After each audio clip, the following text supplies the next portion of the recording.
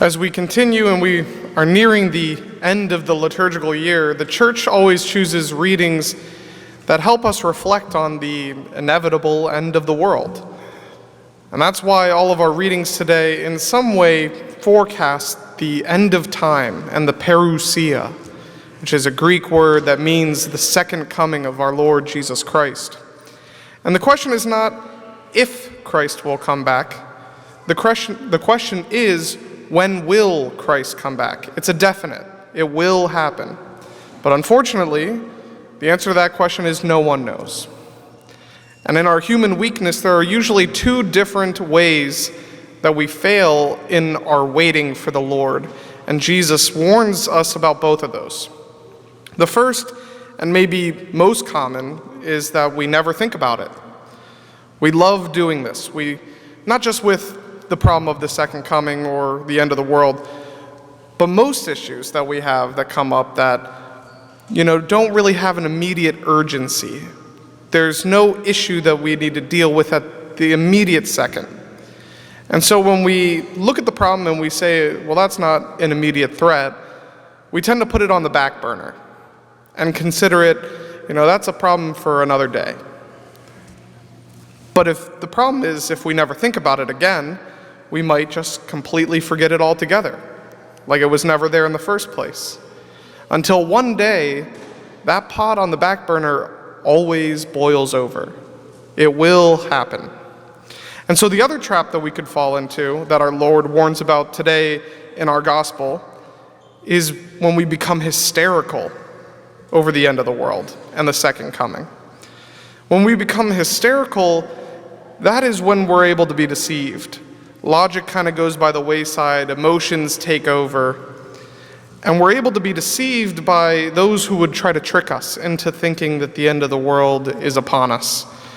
Jesus even warns that there will be people who come and try to profess that they are He, and they are trying to deceive people.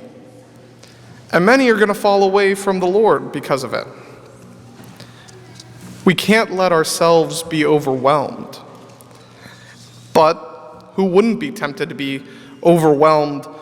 After all, the first reading, we hear of the fiery fate that awaits those who are the unfaithful evildoers, and the turmoil and persecutions in the gospel that we hear for the in-between time, after Jesus ascends but before He comes again. All of the wars, persecutions, insurrections, terrible thing, martyrdom, a lot of fear. So it would be understandable if you would you'd be overwhelmed. But what's the solution then? Because if we know we can't be overwhelmed, but we know we can't do nothing about it, not think about it at all, what's the solution? How do we patiently wait for the coming of the Lord when there's so many temptations and persecutions that we have to face before Christ finally comes? Well, the answer is found where it often is found, in the second reading.